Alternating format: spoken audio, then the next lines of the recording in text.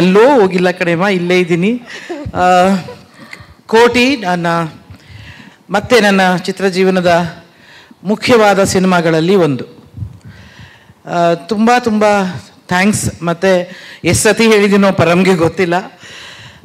ಪರಮ್ ಒಬ್ಬ ನಿರ್ದೇಶಕನಾಗಿ ನಿಜವಾಗ್ಲೂ ಸೂಕ್ಷ್ಮ ಮನಸ್ಸುಳ್ಳ ಒಬ್ಬ ವ್ಯಕ್ತಿ ನಿರ್ದೇಶಕರಾದರೆ ಪ್ರತಿಯೊಂದು ಸಣ್ಣ ಸಣ್ಣ ವಿಚಾರಗಳನ್ನು ಸಿನಿಮಾದಲ್ಲಿ ಅಷ್ಟೇ, ಅದು ಕಾಸ್ಟ್ಯೂಮ್ ಆಗಿರಲಿ, ಮೇಕಪ್ ಆಗಿರಲಿ, ಅಥವಾ ಆರ್ಟಲ್ಲಿ ಮನೆಯಲ್ಲಿ ಇರುವಂಥ ಸಣ್ಣ ಸಣ್ಣ ವಸ್ತುಗಳಾಗಿರಲಿ, ಭಾವನೆಗಳಾಗಿರಲಿ, ಆ್ಯಕ್ಟಿಂಗಲ್ಲಿ ಏನೇ ಒಂದು ಸಣ್ಣ ಭಾವನೆ ಕ್ಯಾಪ್ಚರ್ ಮಾಡೋದ್ರಲ್ಲಿ ಕೂಡ ಅಷ್ಟೇ ಪರ್ಫೆಕ್ಟಾಗಿ, ಎಷ್ಟೇ ಸರಿ ಆಗದಿದ್ರೆ ಅದೇ ನಾನು ಪರಮ್ಗೆ ಹೇಳ್ತೀನಿ, ಮಗು ಥರ ಹಠ ಮಾಡ್ತಾನೆ, ಅದು ಸತ್ಯ. ಬಟ್ ನಗು ಯಾವಾಗಲೂ ಖಂಡಿತ ಇರುತ್ತೆ. ಅದು ಯಾವಾಗ ನೀನು ಕೋಪಿಷ್ಟ ಆಗಿದ್ನೋ ನಂಗೆ ನಿಜವಾಗ್ಲೂ ನೋಡಿಲ್ಲ. ಅದೇನಾಗುತ್ತೆ ಗೊತ್ತದಮ್ಮ, TRP ಬರೋ ದಿವಸನೇ ಇಂಟರ್ವ್ಯೂ ಕೇಳಿರ್ತೀನಿ, ಅವ್ರಿಗೆ TRP ಟೆನ್ಷನ್ ಅಲ್ಲಿ ಇದ್ದಾಗ ಅವರು ಪೋಸ್ಟ್ಪೋನ್ ಮಾಡಿ ಬೈದ್ ಬಿಡ್ತಾರೆ ಇಂಟರ್ವ್ಯೂ ಕೇಳಿದ್ರೆ. TRPಗೂ ಒಂದು ಭಾವನೆಗಳಿಗೂ ನನ್ನ ವ್ಯತ್ಯಾಸ ನೋಡಲೇ ಇಲ್ಲ.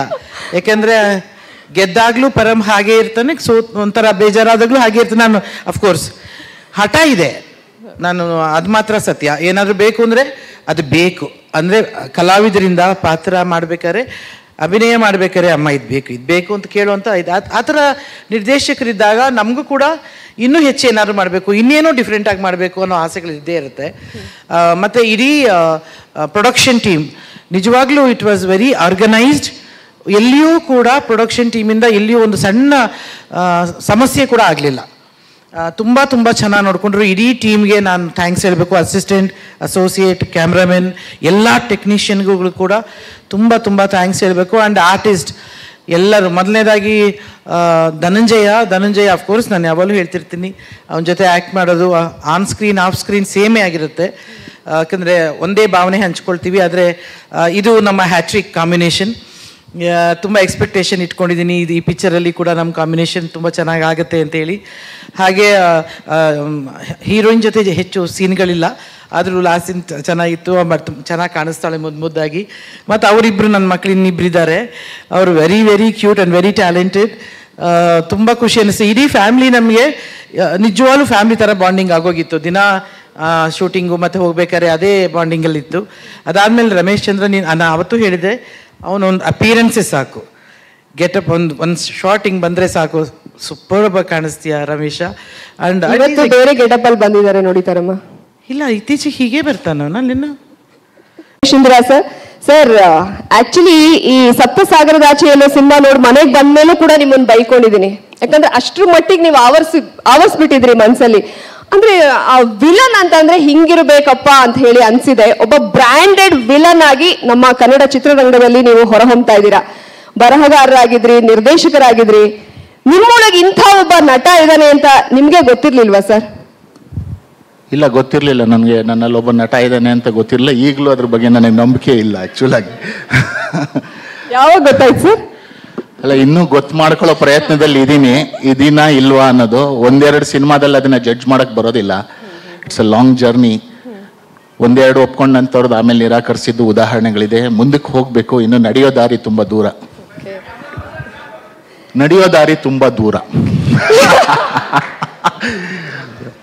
ಓಕೆ ರಮೇಶ್ ಚಂದ್ರ ಅವರೇ, ನಿಮ್ಮನ್ನ ಐ ಲವ್ ಯು ಮನು ಅಂತ ಇದ್ರು.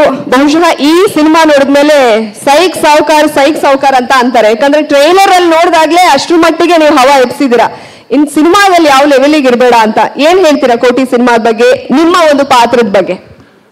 ನನ್ನ ಪಾತ್ರನ ಬರೆದಿರೋದು ಪರಮೇಶ್ವರ್ ಗುಂಡ್ಕಲ್ ಅವರು. ಅದು ಮೊನ್ನೆ ಒಂದು ಇಂಟರ್ವ್ಯೂಲು ಹೇಳಿದ್ದೆ. ಆ್ಯಕ್ಚುಲಾಗಿ ಅವರಲ್ಲಿ ಒಬ್ಬ ಇಂಥ ಖಳ ಇಲ್ಲದೆ ಹೋದರೆ ಈ ಥರದ ಒಂದು ಖಳನಾಯಕನ ಪಾತ್ರನ ಬರೆಯೋಕ್ಕಾಗಲ್ಲ. ಸೊ ಹಾಗಾಗಿ ಮೂಲತಃ ಅವರಲ್ಲಿ ಒಂದು ಖಳನಟ ಮತ್ತು ಖಳನಾಯಕ ಇದ್ದಾನೆ. ಅವರ ಪಾತ್ರನ ತುಂಬ ಚೆನ್ನಾಗಿ ಕಟ್ಕೊಟ್ಟಿದ್ದಾರೆ. ಆಮೇಲೆ ಆ್ಯಕ್ಚುಲಾಗಿ ಖಳನಾಯಕನ ಪಾತ್ರ ಬರೆಯೋದೇ ತುಂಬ ಕಷ್ಟ. ಅಂದರೆ ನಾಯಕನ ಪಾತ್ರಕ್ಕೆ ನಿಮಗೆ ಸೀಮಾರೇಖೆಗಳೊಂದಷ್ಟಿದೆ, ಅದೆಲ್ಲವನ್ನು ಟಿಕ್ ಮಾಡ್ಕೊಂಬಿಟ್ರೆ ನಾಯಕ ಸೂಟ್ ಆಗಿಬಿಡ್ತಾನೆ. ಖಳನಾಯಕನಿಗೆ ಅದನ್ನು ಮೀರಿ ಏನೇನೋ ಬರೀಬೇಕಾಗತ್ತೆ. ಅದೆಲ್ಲವನ್ನು ಪರಮೇಶ್ವರ್ ಗುಂಡ್ಕಲ್ ಅವರು ಬರೆದಿದ್ದಾರೆ. ಮತ್ತೆ ದೀನು ಸಾವ್ಕಾರು ಸೈಕು ಅಂದರೆ ಸ್ವಲ್ಪ ಪರಮೇಶ್ವರಲ್ಲಿ ಯಾವ ಥರದ ಗುಣ ಇದೆ ಅಂತ ನೀವೆಲ್ಲರೂ ಇದರಲ್ಲೇ ಗೊತ್ತಾಗತ್ತೆ. ಅಂದ್ರೆ ಉತ್ತರ ಕೊಡ್ಲಿ, ಅವರಲ್ಲಿ ಯಾವ ಥರದ ಒಂದು ಸಣ್ಣ ತಿಕ್ಕಲುತನ ಇದೆ ಅನ್ನೋದು ಇದರಲ್ಲಿ ನಿಮ್ಗೆ ಗೊತ್ತಾಗತ್ತೆ. ಸೊ ಹಾಗಾಗಿ ಅದೆಲ್ಲವನ್ನು ಸೇರಿಸಿ ಬರೆದಿದ್ದಾರೆ ದೀನು ಸಾವ್ಕಾರಲ್ಲಿ. ಇನ್ನೊಂದು ಏನಪ್ಪಾ ಅಂದ್ರೆ ಒಳ್ಳೆ ಮನುಷ್ಯರು, ಒಳ್ಳೆ ಹೃದಯ ಇರೋರು ಒಳ್ಳೆ ಖಳನಟರಾಗ್ತಾರಂತೆ. ಇದು ಒಂಥರ ಹೆಂಗೆ ಅಂದ್ರೆ ಎಲ್ಲ ಮ್ಯಾನೇಜ್ ಮಾಡೋದಿದೆ. ಡಾಲಿ ಧನಂಜಯ ಅವರು ಡಾಲಿಯಾಗಿ ಖಳನಟನಾಗಿ famous, but as a person he is very sweet.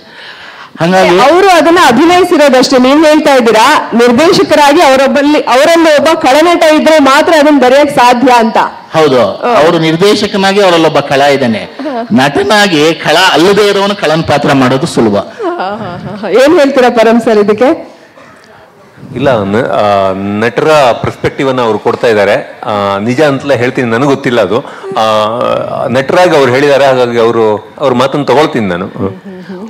ಒಂದು ವಿಷಯ ಆಕ್ಚುಲ್ ಆಗಿ ಏನಂದ್ರೆ, ಪರಮೇಶ್ವರ್ ಅವರು ಅಂದ್ರೆ ಇವತ್ತಿನ ಕಾಲಘಟ್ಟದಲ್ಲಿ ಏನಂದ್ರೆ, ಇವತ್ತು ಸಿನಿಮಾಗಳು after 5 minutes 6 minutes they start chatting over phone, cinema ನೋಡ್ತಾ. ಅದರಲ್ಲಿ ಇವತ್ತು ಸಿನಿಮಾನ ಕೂಡಿಸ್ಕೊಂಡು ನಾವು ಮೊಬೈಲ್ಗೆ ಹೋಗದೆ ಪರದೆನೇ ನೋಡಿಕೊಂಡು ಸಿನಿಮಾನ ವಾಚ್ ಮಾಡೋ ಥರ ಇಡೋದು ತುಂಬ ಚಾಲೆಂಜಿಂಗ್ ಇದೆ. ಅಂಥದ್ರಲ್ಲಿ ಅವರು ಅದಕ್ಕೆ ಬೇಕಾದಂಥ ಪ್ರಿಪ್ರೇಷನ್ ಮಾಡ್ಕೊಂಡಿರೋದು, ಕತೆ ಮಾಡ್ಕೊಂಡಿರೋದು, ಚಿತ್ರಕಥೆ, ಮತ್ತು ಅವರು ಒಳ್ಳೆ ಸಂಭಾಷಣೆಕಾರರು, ಚೆನ್ನಾಗಿ ಬರೀತಾರೆ. ಅವ್ರು ಡೈಲಾಗ್ಸ್ ಎಲ್ಲ ತುಂಬ ಚೆನ್ನಾಗಿ ಬರೀತಾರೆ. ಅವರು ಮೊದಲು 2009ರಲ್ಲಿ ನಾವು ಮಾಡಿದಂಥ ಒಂದು ಧಾರಾವಾಹಿಗೆ ಬರ್ಕೊಟ್ಟಂಥ ಡೈಲಾಗು ಇನ್ನೂ ನಮ್ಮ ಮನೇಲಿ ಹಾಗೆ ಇದೆ, ಒಂದು ಪುಟ ಬರ್ಕೊಟ್ಟಿದ್ರು. ಸೊ ಅವರು ಆ ನಿಟ್ಟಿನಲ್ಲಿ ಎಲ್ಲಾನು ಒಂದು ಪ್ರಿಪ್ರೇಷನ್ ಮಾಡಿಕೊಂಡು, ಬರವಣಿಗೆ ಇರಬಹುದು, ಕ್ಯಾಮ್ರಾದ ಇರಬಹುದು, ಎಲ್ಲವೂ ಒಂದು ಪ್ರಿಪ್ರೇಷನ್ ಮಾಡಿಕೊಂಡು ಇಲ್ಲಿಗೆ ಬಂದಿದ್ದಾರೆ. ಮತ್ತು ಸಾಕಷ್ಟು ಸಮಯ ಎಲ್ಲವನ್ನೂ ಅದ್ರ ಮೇಲೆ ವ್ಯಯಿಸಿದ್ದಾರೆ. ಸೊ ಅವರು ಗೆಲ್ಲಬೇಕು, ಗೆಲ್ಲತ್ತೆ ಮತ್ತು ಗೆಲ್ಲೋ ಲಕ್ಷಣಗಳು ಎಲ್ಲವೂ ಇದೆ. ಒಂದೇ ಒಂದು ಬೇಜಾರಿದೆ ನಿಮ್ಮ ಬಗ್ಗೆ, ಸಾಹುಕಾರರಿಗೆ ಒಂದು ಕ್ಲಬ್ ಡ್ಯಾನ್ಸ್ ಇಡಬೇಕಾಗಿತ್ತು. ಪಾರ್ಟ್ 2 ಕೋಟಿ ಪಾರ್ಟ್ 2 ಅಲ್ಲಿ ಇರ್ತಾರೆ.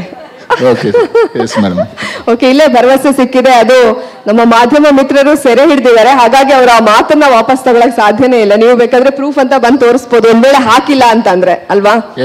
ಓಕೆ ಸರ್, ಜೋಕ್ಸ್ ಪಾರ್ಟ್ ನೀವು ಹೇಳ್ತಾ ಇದ್ರಿ, 1-2 ಸಿನಿಮಾಗಳಲ್ಲೇ ಅದು ಪ್ರೂವ್ ಆಗಲ್ಲ.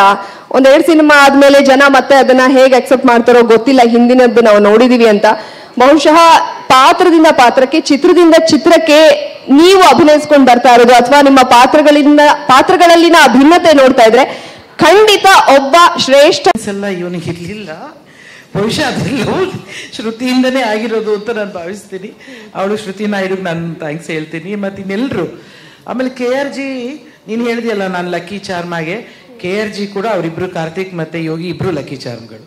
ಅವರು ಯಾವುದೇ ಸಿನಿಮಾ ಮಾಡಿರಲಿ ಅದು ನಮ್ಮ ಸಿನಿಮಾ ಅಂತ ಹೇಳಿ ಒಂದು ರೀತಿಯಾಗಿ ಹೃದಯಕ್ಕೆ, ಮನಸ್ಸಿಗೆ ಹತ್ತಿರ ತಗೊಂಡು ಕೆಲಸ ಮಾಡ್ತಾರೆ. ಅಫ್ಕೋರ್ಸ್ ನೀವು ಈ ಚಿತ್ರಕ್ಕೆ ದೊಡ್ಡ ಶಕ್ತಿಯಾಗಿ ಬಂದಿದ್ದೀರಿ. ತುಂಬ ತುಂಬ ಥ್ಯಾಂಕ್ಸ್. ಹಾಗೆ ನನ್ನೆಲ್ಲ ಸಿನಿಮಾ ಪತ್ರಕರ್ತರಿಗಳಿಗೂ ಕೂಡ ಇವತ್ತು ನೋಡುವಂಥ ಒಂದು ಸುಯೋಗ ಸಿಕ್ತು. ಇದು ಟ್ರೈಲರ್, ನಾನು ಧನಂಜಯ್ಗೆ ಕೇಳ್ತಿದ್ದೆ, ಈ ಟೀಸರ್ಗೂ ಟ್ರೈಲರ್ಗೂ ಏನು ಡಿಫ್ರೆನ್ಸು, ನನಗಿದು ಗೊತ್ತಾಗಲ್ಲ ಅಂತ. ಟೀಸರ್ ಚಿಕ್ಕದಾಗಿರುತ್ತೆ, ಟ್ರೈಲರ್ ದೊಡ್ಡದಾಗಿರುತ್ತೆ. ಅದೇ ಸಮಯ ಅಂತ ಹೇಳೋ ಹೇಳಿದ್ರು. ಅದೇ ಯಾಕಂದ್ರೆ ನಮ್ಗೆಲ್ಲ ಇದೆಲ್ಲ ನಮ್ಗೆ ಗೊತ್ತಿರ್ತಿರ್ಲಿಲ್ಲ. ಟೀಸರ್ ಅಂದ್ರೆ ಈಗಂತೂ ತುಂಬಾ ಈ ಥರದ್ದು ಈವೆಂಟ್ಸು ಜಾಸ್ತಿ ಆಗುತ್ತೆ. ನಿಮ್ಮನ್ನ ಆವಾಗ ಭೇಟಿ ಮಾಡ್ತಾ ಇರ್ಬೋದು, ಈ ಥರದ ಒಂದೊಂದು ಕಾರಣಗಳನ್ನ ಇಟ್ಕೊಂಡು. ಬಟ್ ತುಂಬಾ ತುಂಬಾ ಥ್ಯಾಂಕ್ಸ್. ನನಗೆ ಗೊತ್ತು ನೀವೆಲ್ಲರೂ ಪರಮ್ ನಿಮ್ಮ ಕುಟುಂಬದವನು, ಮೊದಲು ನಿಮ್ಮಿಂದನೇ ಜೀವನನ ಸ್ಟಾರ್ಟ್ ಮಾಡಿದವರು. ಅದಕ್ಕೋಸ್ಕರ ಪರಮ್ಗೆ ಯಾವಾಗಲೂ ಜೊತೆಯಾಗಿರ್ತೀರಿ, ಅವನಿಗೆ ಶಕ್ತಿ ಕೊಡ್ತೀರಿ, ಬೆಂತಟ್ತೀರಿ ಅಂತ ಗೊತ್ತು. ಈ ಪಿಕ್ಚರ್ ರಿಲೀಸ್ ಆದಮೇಲೆ ಖಂಡಿತವಾಗ್ಲೂ ನೀವೆಲ್ಲರೂ ಮೆಚ್ಕೊಳ್ತೀರಿ. ನೀವಷ್ಟೇ ಅಲ್ಲ, ನಿಮ್ಮಿಂದ ಕರ್ನಾಟಕ ಜನತೆಗೆ ಇನ್ನಿಷ್ಟು ಬ್ರಿಡ್ಜ್ ಆಗಿ ಕೆಲಸ ಮಾಡ್ತೀರಿ. ಇದು ದೊಡ್ಡ ಯಶಸ್ವಿ ಆಗಬೇಕು ಈ ಚಿತ್ರ.